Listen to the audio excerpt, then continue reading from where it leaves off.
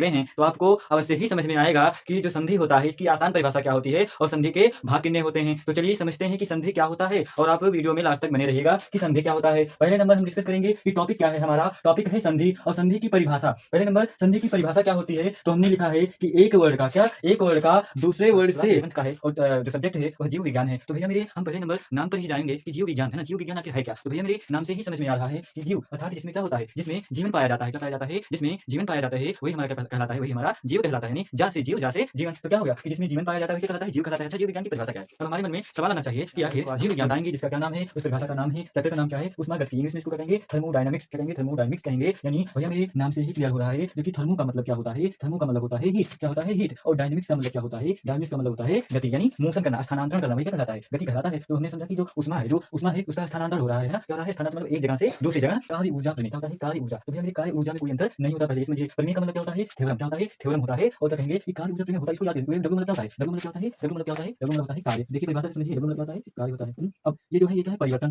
है ना, क्या है, परिवर्तन है। ये क्या है, गतिज ऊर्जा में, क्या गतिज